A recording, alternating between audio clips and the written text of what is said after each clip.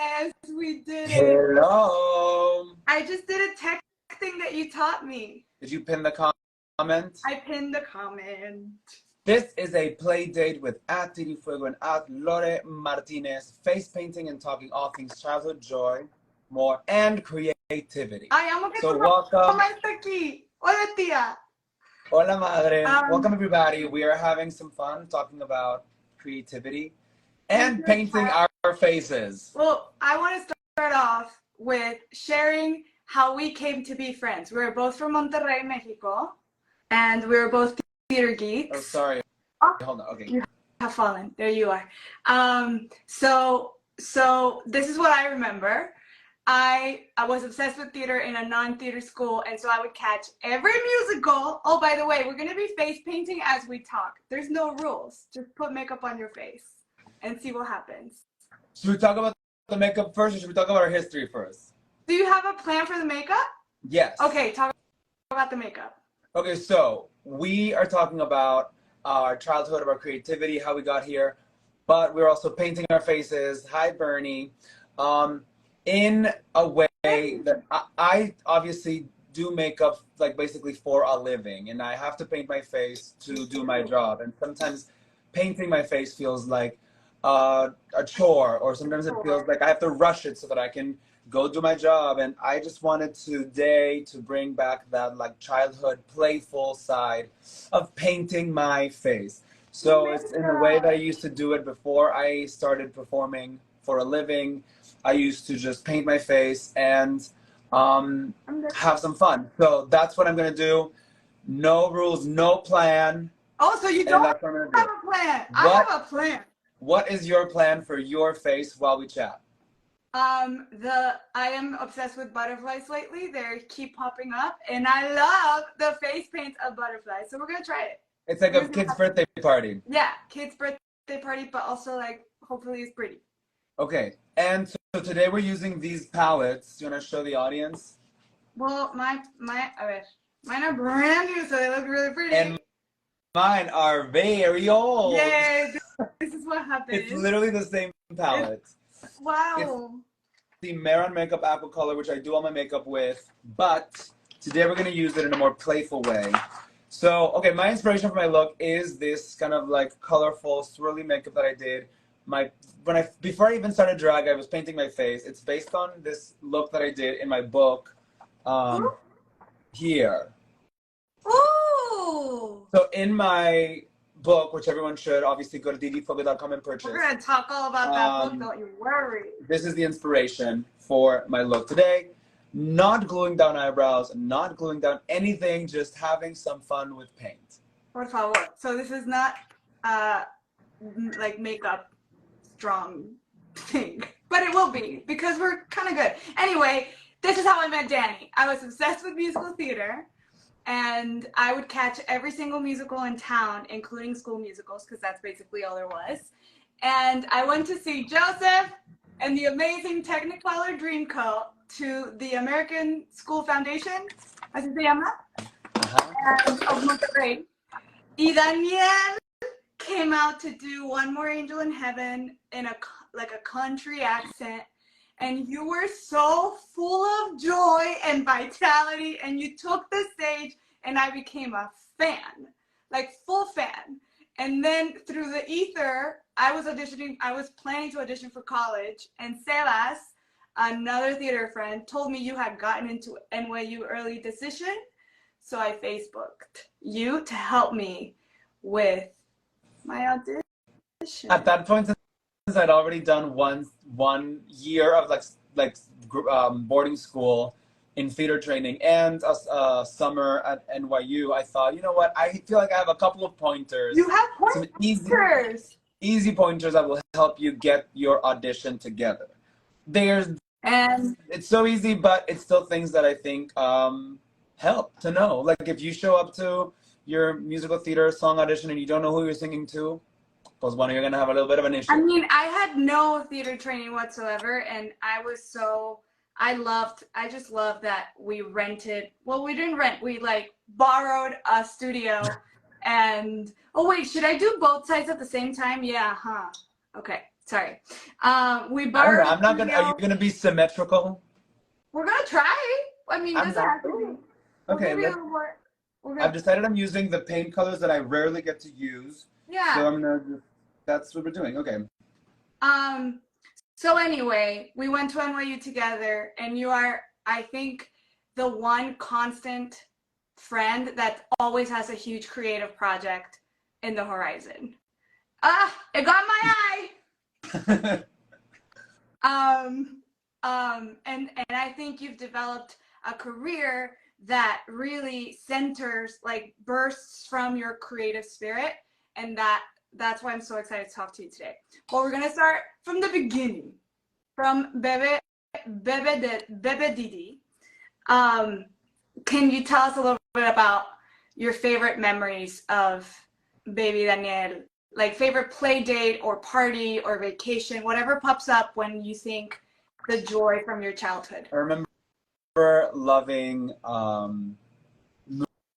movies and theater, and I have a lot of cousins, and so we would always for like Christmas do like Christmas shows for my aunts and uncles Oh my God. that like all the cousins would organize. And my Did you direct it? no, first the oldest cousin Marilu was the director at first, Sure. and thankfully she was my neighbor, so I would always like hang out with her during the rehearsal season, of course. Yes. And then I started developing this love for creating performance and shows. And even as a child, I was like, I need to take over the musical. I mean, the show, the Christmas shows, the Christmas family shows. And so I was like, I need to make them my own. So as soon as my cousin went out of town, I was like, all right, everyone, get it together. We're doing a musical version of the Spice World movie. And the How old were you? the next year, I was like, get it together, kids. We're doing Titanic the musical. I'm writing it. Oh my God! Crazy. Really? How old were you? I don't know. I mean, middle school, I think. Wow. And so then I auditioned for all the shows at elementary school, and let's do a paint stroke. Love it. I've never painted over my eyebrows. This is really exciting and big. And I remember auditioning for a show when I was in like first grade or something, and my mom took me, I believe. And we showed up, and they were like, what song is he gonna sing? And I was like, I don't know any songs. And they're like, okay, so you just showed up to audition with what? Right. Right. I don't think I even did like Itsy Bitsy Spider. I was like, I don't even know what's going on. But you know that I remember that they always made us sing Happy Birthday. Mm. Like they just wanted to have a sense. And when you were alone, like, did you have any form of entertaining yourself or playing by yourself when you were little? I mean, I did love Barbies. Yeah. In a way that felt kind of like I didn't need to play with them, but I wanted to like build their homes, create the neighborhood, like set the scene. You were designing the scene for the Barbies. Wow. And then I left my sister to play with them. I love that. And do you remember, because it feels like it was forever, but when the spark of performing was born? Was it from these parties, or like was it like? No, I mean, there's this story that my parents tell that I don't remember this part of the story, but that I they were holding me in their arms like a baby, the babiest of baby children. Oh, super baby. And they went to my aunt's house and they clicked the doorbell, and it's one of those doorbells that used to be like a song. Oh yeah. Not like ding dong, like Ding, ding. something. Yes. And that in their arms they started like dancing. Oh, that's so sweet. And I'm like, from that moment forward, I think they knew that I liked to perform or move my body, and I don't know, maybe it's like second child, middle child, where you're like, well, how am I going to get people's attention? Should I perform? Yeah. Should I get up? Do you remember your first sort of like applause moment? Many Mata, we love you. Lisa, no, I don't remember my first. I don't know. There was something that I was doing it not because I wanted people to applaud for me, because like I wanted to create something, and so that's something that. Hey, Aurora, I miss you. Don't worry, this is my best drag, so everyone get excited for it.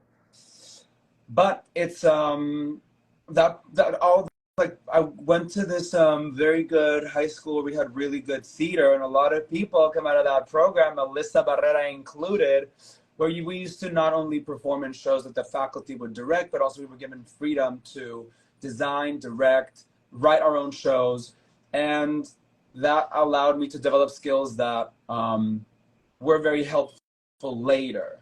And even when I didn't get in the place as a performer, that I would be able to do the sets or do the costume. So I was like scenic designing as a child. Maybe. I think you've always been like, I remember you directing in college. And not in college, of course in college, but since high school. Mm-hmm. Like you've been exercising some form of creativity. Yeah. I got to NYU and I didn't have. Hey, Colin, I love you so much. Colin, you're also a creative, a painter. There's this feeling that I had at NYU. I don't know how your experience was, but I hated it. I was so unhappy because I felt like people were learning to do things that I mean, this sounds so stupid, but I was like, I've already done this. Like freshman year, I was with actors that had never designed or directed, and we were getting taught so many things that I was like, I already did that stuff. Right. I was like not loving it, as Ronald McDonald once said. And when did you decide to go for it? Like, it's all play, or did your high school just like was like, this is your encouraged it? High school encouraged it. My parents were like, I don't know if we can support this, so let's see if this hobby can turn into a reality. And that's when they sent me to boarding school, junior year of high school, because they were like, are you actually good at this, or do you just like doing it? I mean, it's cheaper to go to a boarding school for 1 year than a 4-year program at NYU. I love that. But they let you go. That's amazing. It was crazy. And what happened? Well, I loved it. I mean, it was scary because it was the first time I didn't live in my house, but it was very exciting to basically all day work on singing, dancing, acting, scenic design, costumes. Like I really was doing everything. And so I learned that it's something that I really wanted to pursue basically forever. And also that there was validation, external validation from people at the school that I was good at it. Right. And I also like understood like comparing myself to others, like not a good thing, but also I was like, oh, I can do this. Not that I'm like doing it right now. Obviously, this is like there's like levels of doing this. Well, of course, and that's what makes it so great and special. Like there's no one way. I want to know when we got to NYU that like, what's it called? The first week? It's not initiative. Orientation. Orientation, yeah. We were orientation. We had orienting. Spring Awakening dreams. We were waking up at 5 a.m. unnecessarily to get cheap Broadway tickets. I would love, remember when we woke up at 5 to go see Xanadu and the police thought we were homeless? Yes, they stopped us and they were like, what are you doing sitting on the floor on the sidewalk? Broadway. Like, you don't understand. Carrie Butler. Carrie Butler and Cheyenne. But I remember feeling so validated when I got to New York. I was like, this is where I belong. Not to quote Little Mermaid, but I was like, this is like what I want. Always quote Little Mermaid with Lorena Martinez. Of course. And if you can sing it, please. So I want to know what the dream was for that Didi. and how it's evolved and what the dream is now. The dream of going to NYU was I auditioned as a performer to do musical theater, and I remember being in the audition room. The lady at the audition room says to me, "What studio are you looking to audition for?" And I said, "Cap 21, that's the musical theater." And I was like prepared with my 2 songs and a monologue, and I was like ready to sing "She Likes Basketball" and "Our Time" from Merrily Roll Along. And then I thought, she asked me, what other studios are you interested in auditioning for? And I said, "What do you mean other studios? I thought we were auditioning for the one thing I was going to do." And then she said, "Okay, what else do you like doing in the theater?" And I said, "Well, I've directed these many plays. I've designed these many plays. I've written these many plays." And she was like, "I know exactly where to place you. You belong at Playwrights Horizons, where you will be taught all of those things." So thankfully, I did. And thankfully, I met great people there that I'm still friends with today. No. But what was you went into theater school hoping, like, to me, it was, I will play Galinda on Broadway and then I will be done. Like, that is the dream. And that's that. And we're training for Galinda. And my dream has evolved far beyond that, but it's still a dream. But it has evolved. And so what was, like, Daniel's, like, because I know you auditioned with me, I think, for Spring Awakening. Like, what did you see your life being when you first got to college? I thought I would be a performer, like on Broadway. I thought I would be directing on Broadway. I thought, like, Broadway was like the thing that I knew was like where, like, the highest expression of the theatrical art form. So I thought, you know, that's the goal. I really, like, stood there in Times Square the first day I landed in New York, and I thought, I see myself being in one of these billboards one day. Turns out I was, just not in the way that I thought. You were! Not in the way that we expected the dream to come true. We're gonna get to Jennifer Coolidge. I thought, so when I got to Cap 21, my first summer, and I got to know, like, the person at the reception, and we became friends. And when I told them my name the first time, they were like, "Oh, that name has marquee value. Like, that's a really good name for a marquee." And I was like, you know what? You're so right. And maybe she put it in my brain, but I was like, that name needs to be on a marquee somewhere. Correct.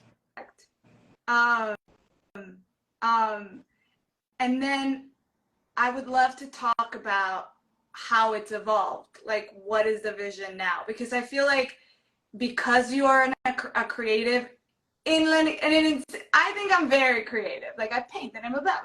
But then, like, you come into my life, Didi Fuego, Hive, Rise Up, absolutely. Support Didi Fuego in this. And so I kind of want to talk about the birth of Didi, honestly. Like, because I remember when we would get ready for Halloween stuff, like, you were always very into the makeup and the transforming, and you like directing and designing clothes and like all the things. And so I want to talk about the first sort of spark that you felt with drag and what sparked your curiosity for it.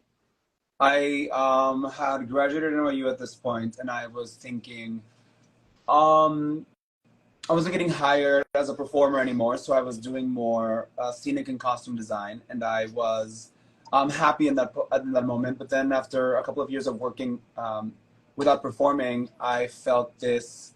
Oh yeah, you were production designing. Remember this?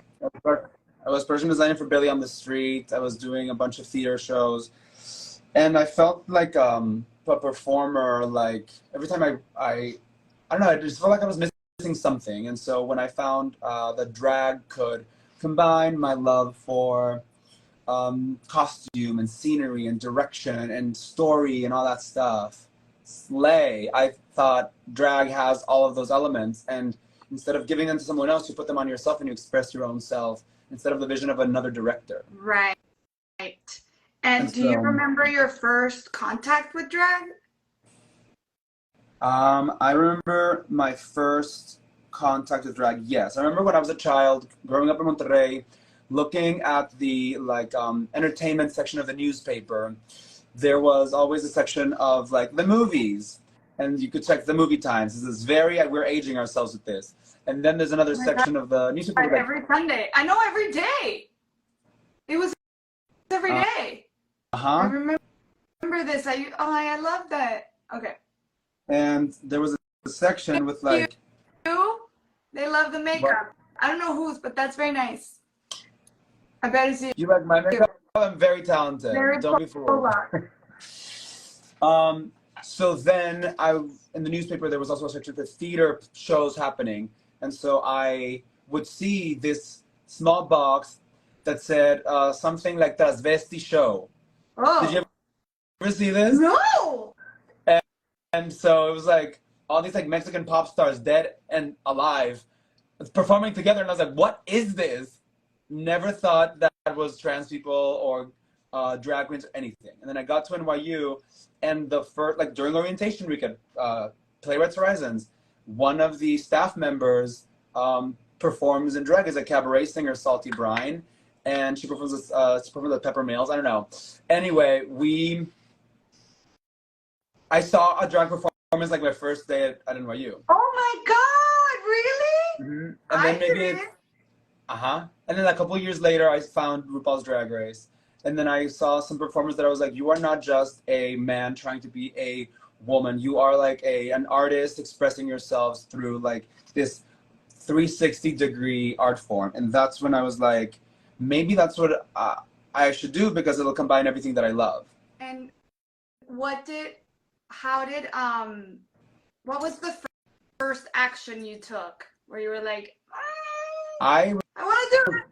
I was painting my face here in my apartment, alone, not having anyone see what I was doing, and just painting myself in creative, silly ways, thinking no one should see this, but maybe one day I'll come out of my drag closet and I don't know, I was scared though. I didn't want to show anyone. I was afraid of what people would think and say in my family, and I was like, this is like, I don't want this to be like misinterpreted of like, I want to be a woman. I wanted to just like be creative. But why was I so scared of being womanly is like, that's trauma. Well, I mean, we must say, like, we do come from a super conservative town in conservative Mexico, in macho culture. Like, it is not an easy, normal, none of our friends do drag in Mexico. You know what I mean? Like, it's not part of our reality. We did not grow up in the theater. So I can't imagine. I've always wanted to ask you, like, about the process of fully being everything you want to be in front of your loved ones from home. It's still hard sometimes. Yeah. Like, my mother came to my show a couple weeks ago, and it was hard to make eye contact sometimes, because I was like, the show was not very full. It was like, I wasn't feeling great, and so I was like, I don't want to not be good. Right. Oh, baby, that's so much pressure. I know. But then this week, yesterday, my cousin came to the show, and I had forgotten he told me he was going to come, so it was a surprise. And so then I'm standing there at my show just being like, this is so fun. And I'm like connecting, and I see how proud he is and how like open he is to the art of drag. And I had the most amazing show last night. Oh, yay! I don't know if there's something still like to be explored about why with my family it's, well, no, because there are other times when it's like pretty good. Also, but my dad hasn't seen me. Did you know that? My dad has never seen me. Really? Not because he doesn't want to, he just hasn't, like, actually just hasn't. It hasn't happened? Mm-hmm. Is there anything that has surprised you about the process of fully living in your truth as far as Monterrey is concerned? As Like, far as Monterrey is concerned, or anything that has surprised you that you weren't expecting, hopefully in a good way. But if you want to talk about the bad the way. first thing that came up in my brain was not something positive. Oh, okay. Tell me.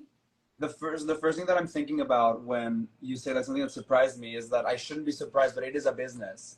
And thinking about this is like an art, then an expression of self. It's like that is just you're only getting half the story. Like the I remember when did you ever play Sims growing up? No, I never got I into it. loved it. I Amazing. loved building the homes, Well, designing the yes, you're a characters. designer. Of course, I loved doing that stuff. But then what would happen when my characters had to go to work is that I would love to send them to work and prepare them and like hone their skills and all that stuff. But then the only way to grow in the Sims world at that point in your career was if you had made friends with people in the town. And the thing I loved the least was that. I was like, I always thought in my brain, I will be Making known because cyber friends? no, make I just like I didn't like chatting with other people. But they were fake, right? They were Fake, not real people. fake, Okay, okay, fake okay. people.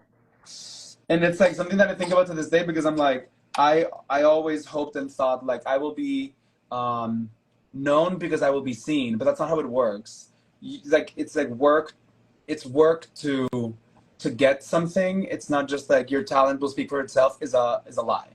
I have to say, like, when I always knew that I would someday have a production company, that I would someday like come forth as a coach and a teacher. Like, I knew, but I just needed to book first so that people could trust me, so that I could have followers, so that like, and in the theater and in the guest star world, like, it's not really the fame place.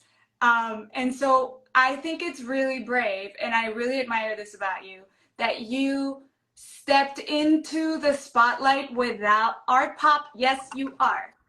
That you step into the spotlight before you were ready, and you sort of, like, honestly, we've never talked about this, but inspired me because I was like, I'm done waiting for Hollywood, and thank God, because then there was a strike.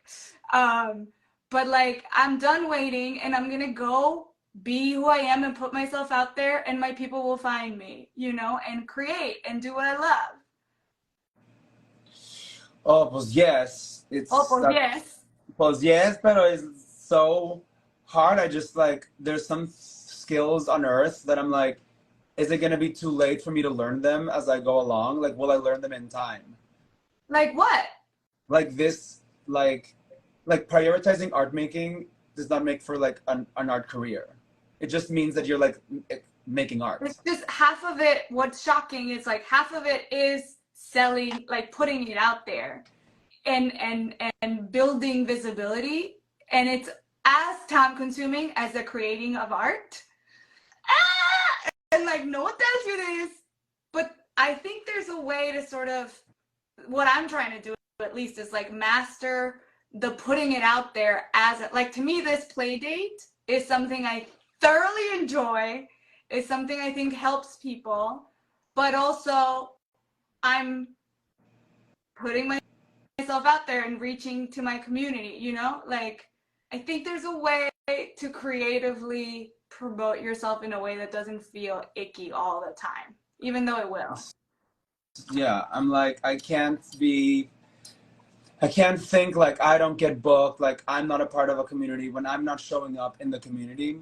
Yeah. But I'm like, that makes me feel like people are getting attention to the ones in community and not the people like that are best at their jobs. And I'm like, well, this is not, nothing is merit based. Oh my God, is your eye okay? It's the third time I do this. It's the water with It's paint. the one with the Um, paint. Sorry, you were saying that being part of your community. I can't feel bad for not being included when I've not like. Put yourself out there. Um, can you tell me about a creative project that really marked you? That really, there's a before and after that you saw through.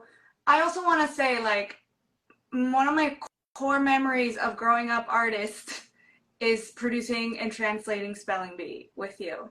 Like, that experience. Major moment. Major, like, oh my God. Oh my God. Can you talk a little bit about Spelling Bee, please? Well, that's one of those moments when it's like life was not giving us the opportunities that we wanted, and we had so much to express and so much art to give that I was like, what if we put this thing together and we make our own? I'm not getting cast in any of the open calls for Spring Awakening. Like, yeah, no one's giving me Olive Ostrowski. Or Spider-Man, or Elphaba, or Glinda. They didn't give me none of them. So the idea being like, okay, then what can we do to make those things happen? And then we produced shows in Monterrey that were very well received, and I'm so proud of that time of my life. Like, I'm so proud. Honestly, part of it for me, I knew that at some point I was gonna have to convince. Of course, Meli recommended this. She's the best. Of course, we were gonna have times in our career. Wait, where was I going? I got distracted. Times we were not given the opportunity. I knew that I was gonna have to like convince America that I was worthy of staying in the United States. And that was only happening if I was doing things. So I was like, I can't spend the summer chilling. I gotta go do things. You know what I mean? Yeah. Yes, and we did. And we did things. But anyway, I hijacked your answer. What is a creative project that really marked you, and what did you learn from seeing it through? Whether you consider it a failure or a success.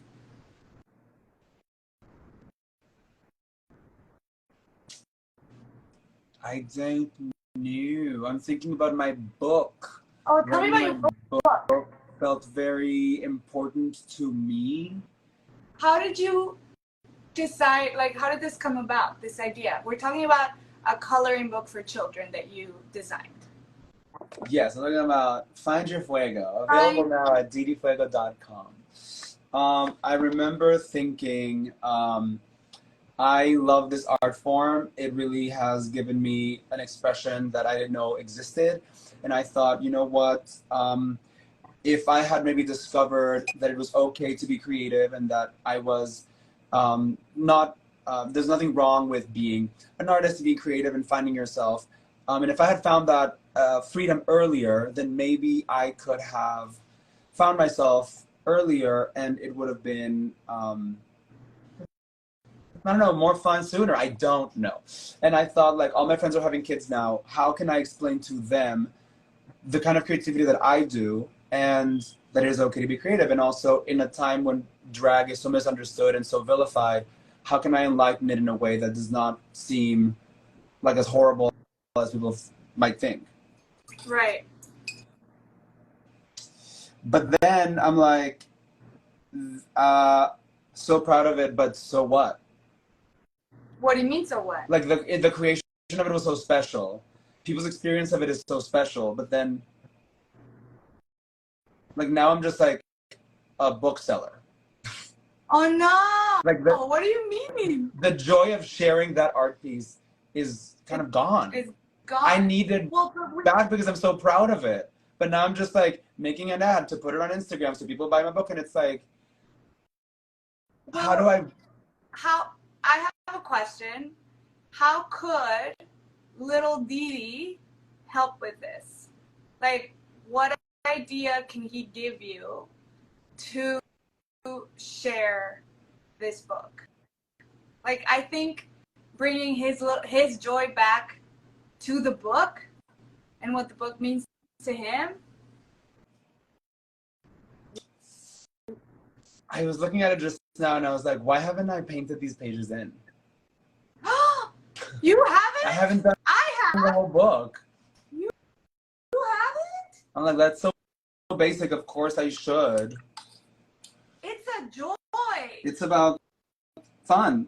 It's about fun, but also, like, I'm sort of in it, and I remember, like, it meant the world to me, and you're in all of it. Oh my God, please go do it. There's so many pages that I'm like, that page is so I fun. mean, that's a great way to like post it, draw a page and post the page and This share your joy of coloring the book. this is a page where I talk about being at NYU, and literally you are there in the window with me, Yes, in my little olive costume. Oh, thinking of all this. obsessed. I I have don't that. know. I think I, you should just commit to that, like I painting feel like pages. if Lil Didi knew what we were up to, I think he'd be very happy. So like, why aren't I? That's like so sad. Well, to me, everything I'm doing is sort of to wake up the little Didi and everyone, like the little version of you, and how they can really enrich your today. And if you like really commit to delighting them on a regular basis, they will like transform your life and your creative process. What do you think little Didi could like? Well, I want to know, what have you learned from Didi Fuego? To me, one of the best things about drag that I've noticed and that people talk about is this like alter ego that they get to turn on and become, and suddenly they are so empowered. And I think it's like a spiritual connection between you and that persona. So could you share a little That's bit something about? that I think about all the time because, especially in Mexico, there's the idea of like, who's your drag character? Like, you're gonna be your drag character, and it's like I am not a character. I am myself in a like elevated way. I'm Yeah. I'm like not playing a. I'm not like Didi Fuego is like a 50-year-old housewife who has a drinking addiction. I'm like that's Right. like I'm me, and Yeah. so what it does it helps me connect with like whatever like the higher spirit is, but like within me. It's not connected to anything other than that. I love that. And When what it have you works, learned? it really Yeah. works. But and what have you learned from Didi that Daniel uses in his life? The confidence that I never had as a person, like entering a public space, entering a room, like a rehearsal room, entering like a bar, entering a restaurant, entering like a space where I don't know people. I never had any confidence going into those spaces because I was unsure of myself and I was shy and I didn't know how I was going to be perceived. And with drag, I'm like, why do that? Like, there's so much more peace and power in walking into the room with the joy and confidence that I feel when I'm in drag. Yeah. And if you bring that, And have you been able to do that? Have you been able yeah, to bring it? Oh, I totally, love that. totally, That's a like just like big. yes, yeah, it's it's been a blessing. I love that. And then how could, and this is like maybe it's sort of more like a dare for you, how could little Didi, little Daniel, influence Didi? Like, what could you bring from little Daniel to Didi next week or this month or later this year that would be a joy? Well, some days it's more of a job that you're just going to work, and even though it's creative, it's still like job related. And other times it's like I'm expressing my creativity and like bringing joy to that, and just being like, okay, well, let's remind ourselves like why we're doing this in the first place. I know this is like your job, and there's like a business side to it, but also like remember the joy. And once I get on stage, I always do, but it's always the hour before that I'm like, what choices have I made to lead me to this moment? How do you prep your numbers? Because they're so, one of my favorite things is your monologues, but like because I feel like you're always creating. So how does your creative process work? Like, do you store ideas? Do you rehearse in your room alone? Like, I want to know what your creative process is Yes, like. it's like I get inspired by like a song, or I get inspired by like I'm feeling very like sad about this thing or excited about this thing, or like I'm excited about Kylie Minogue's new song or whatever it is. I'm like, there's an inspiration that comes from telling a story. And that sounds like so like cheap and cliche, but I'm like, my first numbers were really about like, okay, like these songs together I think might work. Like let's put them together and tell a story. Or like, You're always telling a story, yeah? Like it always is story. that's my thought process, yes. And I remember being like very in love with this guy and like him not liking me back. And I was like, okay, let's do something with it. And I made this number, and like when I performed it, I literally got over this person by really like exorcising him through that performance. Oh my God, you guys, this is high. This is juicy. I had to like, I prepared this mix all about songs that were without you. Like, Mimi. My life would suck without you. Like the Rent song without you. Try it, Yolanda. Try it. Try it. Literally, what am I doing right now? I look crazy. But I thought like that can't be the end of the mix. Like I remember when we went to school for theater, you kind of like want to kind of win by the end of a song, or something that has to change by the end of a song. Yeah, please be positive by the end. And so I was like, you know what? I need to learn how to live without you. I'm gonna be fine with that. So the final song is all about like being okay being without you. And so like having to perform those words over and over made me realize, you know what? I am gonna be okay without you. And then I literally was, just because of that performance. I mean, now some of my mixes are literally about like poppers. But still, I'm taking the audience on a journey. That's all that matters. There's a question. There's a question. Guys, I'm new at this. I know there's nothing to do with it, but did you meet Melissa Barrera? Melissa is our friend from Monterrey, and we love her so much, and I miss her. ¿Qué te iba a decir? ¿Qué te iba a decir? I don't know. Hola, ¿qué su tía? Mi tía Susana. Ay, aquí está. Well, I have really one last question for you.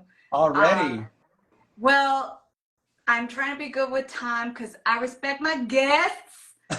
And you wanted 45 minutes, and I'm gonna give it to you. But my question is, what would you say to Didi, baby Didi? It's my RuPaul question. If I could bring out a framed picture, I would. What would you say? I would say that delusion you had growing up, not understanding when kids were bullying you, that delusion you had when you didn't care that you were a rainbow for Halloween, that delusion you had when you didn't let what people thought of you affect you. Keep that forever. Like, don't let that. Marcia, we love you. I love keep it forever. Because you mean like keep dreaming really big, and like whatever. Don't let your environment dictate the size of your dreams. Yeah, and don't let like what people think about you dictate how you think about you. Oh. Because there was a moment in my life when I really didn't care about that stuff, and so I thought, I remember being like going to parties and not understanding that I was being bullied, and then my mom had to be like, "Oh, those people were bullying you," and I was like, "What do you mean?" Oh my God. What do you mean? Well, I think it's better. I think I love the word delusion. I've always been described as delusional, and I think it's just like not conforming to reality and like being in your world in an empowering way of like, this is what I see the world as is possible, you know? The way I'm painting my ears at this point is so crazy. Why am I doing all this? I mean, you're in it now. You're like in a Andy Warhol inspiring moment. Remember when you were on the Warhol? Wait, Let me do this for now. Where are you going? Okay, now it's making more sense because I'm like, I'm being all green. Oh my god, it's like a pop art alphabet. I Oh my god, love should I put on a green shirt? Oh my god. I honestly, alphabet was what called me into performance. And right now, like my whole life has been revolutionized by witches. And I just feel like I was always meant to be green. Like I was always, Well, you were meant to be a butterfly too. oh my god, yeah. I mean, honestly, it's okay for a first time face paint. This is my I like 1,000th time face paint, and I feel like I look so bad. I think you look perfect. I think you look like baby Dee Dee. I do have one. Can I ask one bonus Of question? course, you can ask 2 more questions if you Oh want. my god, so many. No, just one. How do you? We have been together through lots of rejection, disappointment, and just like detours. We're gonna call them detours. Gracias, tía. How do you protect? How does Daniel? I know you do a job that brings you joy, which is like you guys is the secret to life.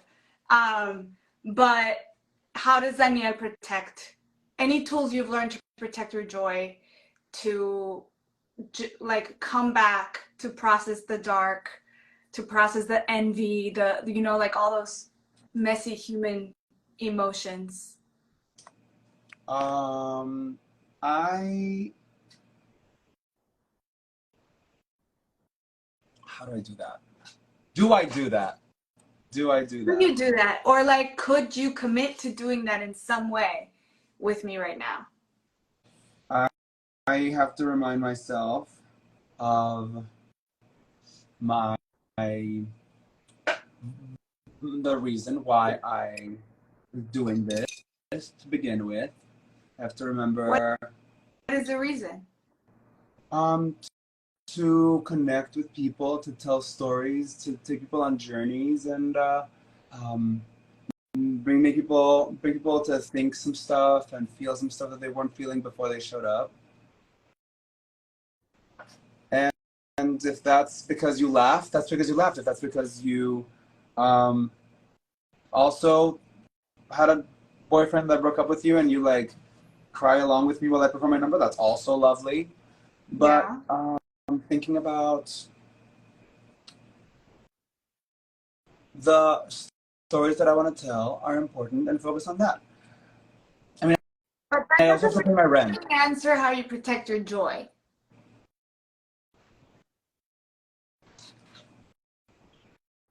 That answers like how you stay sane, which is also very helpful. Hmm. But is there something you could do that something you do that brings you joy or like Maybe it's about it could be coloring your book that I maybe. cannot believe you haven't. I always think about this phrase that I learned from this soul circle instructor, which is speak kindly to yourself.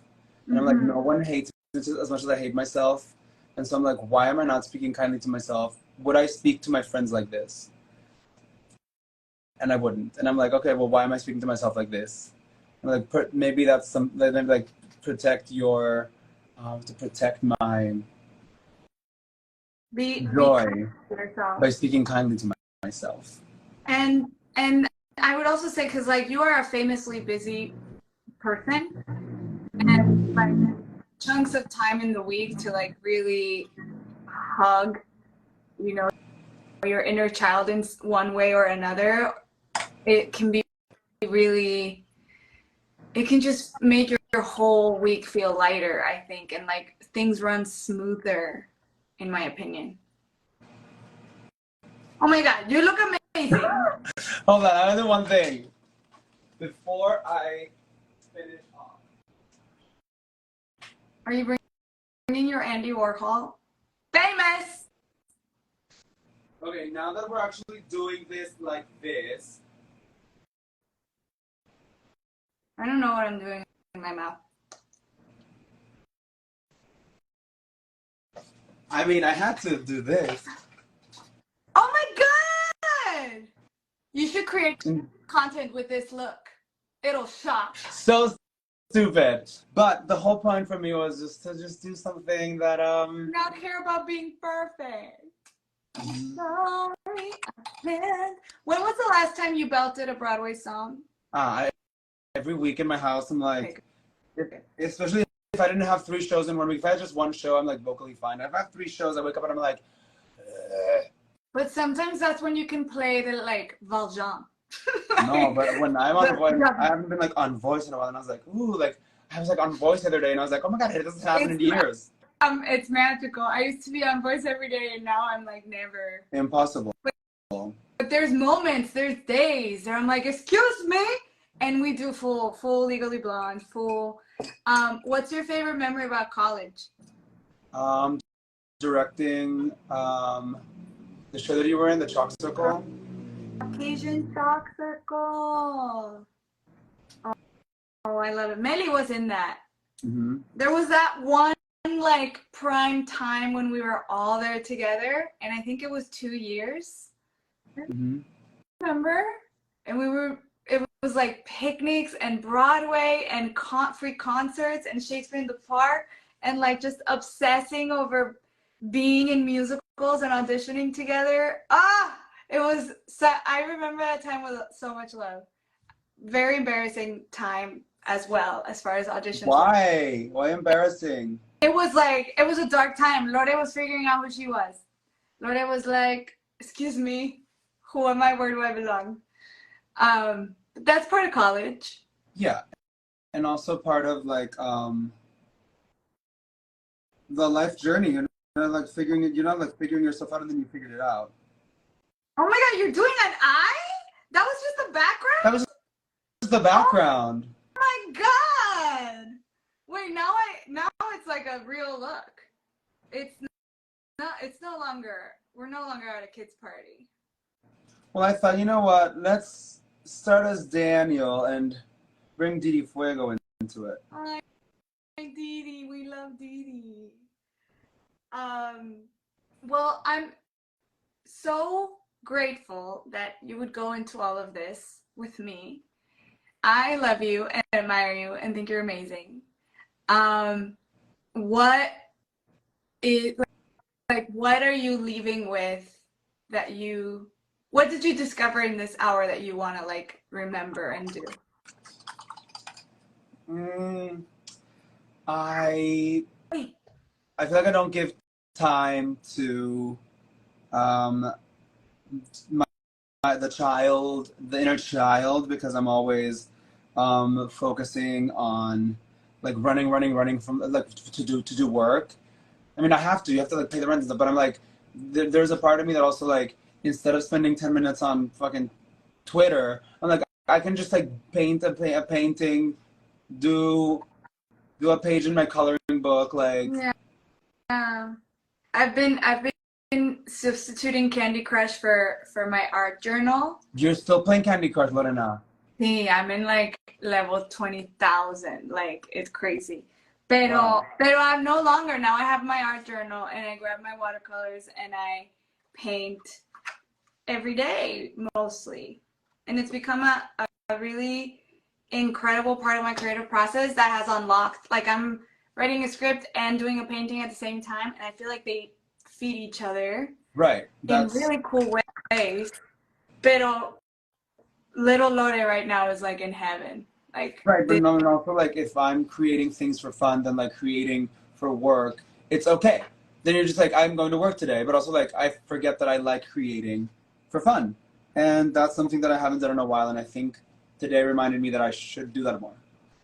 And bring that fun into the creating for work. I think that's what, when you are having the time of your life, that's when like Didi is like a powerhouse. Oh my god, I really can't believe it. I'm like really doing a whole drag look. Doing a whole face. But I love you so much. Are you going to continue? Do you want to keep talking about this? I'm going to just do my eyes and then be done. Look at that! That's the whole face! Daniel, we did not discuss this. Did you do this with the same paint I'm doing it? Mm-hmm. The face? How do you do Nice. Mine is not symmetrical. Do you watch Glow Up? No. I know it exists, but I don't watch it. Oh, I'm obsessed with Glow Up, but they're very, very into symmetry. Watch Glow Up. It's so fun. Guys, it's so fun. Anyway. No, I wish I had a green wig. You have a green wig? Bring it. Bring the whole look. I think I do. Oh. But what about a pink? I have this one. Okay.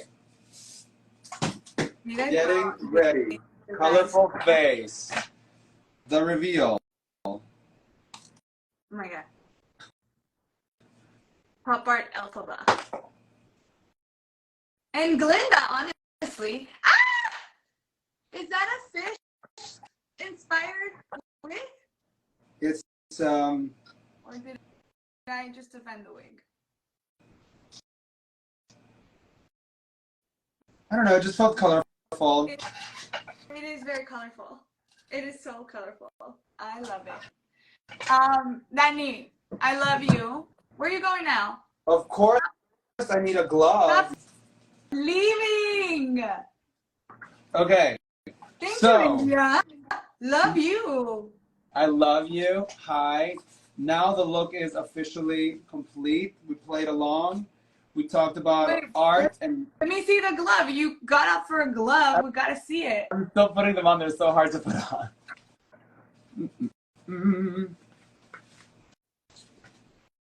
Oh, yay. You did it. It's a whole... I mean, it works. Highlights are correct. Contour is there. It's all still working. So, I love you so much.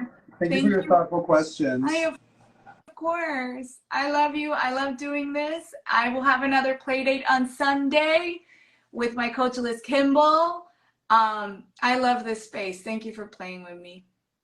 Thank you all so much for watching. If you're following from my account or even from Melissa's recommendation, I think if I'm learning something from this, to remember the creative side of your inner child, and even if your work is creative every day, that child still wants to play. And so even if I'm doing this I for think work, that child holds the key to the genius moments. Like that level of joy and curiosity, I think can like take the lid off your creative process. It's my opinion. Of course, no matter how old you are, no matter what you're up to. Yes. I love you. Thank you, everyone who joined. I love you. Love you, Tia. Gracias por ver todo. Te amo. And don't forget to go to didifuego.com and buy the book. Unleash Your Creativity. And don't forget to paint it. We're gonna wait. We want to see the painting. Okay? All right. Lorena, thank you. Stay positive and stay sharing your joy and your childhood love, because it's so helpful for everyone to do that. Yay. I love you. I'll see you soon. I love you. Bye. Thank you, everyone.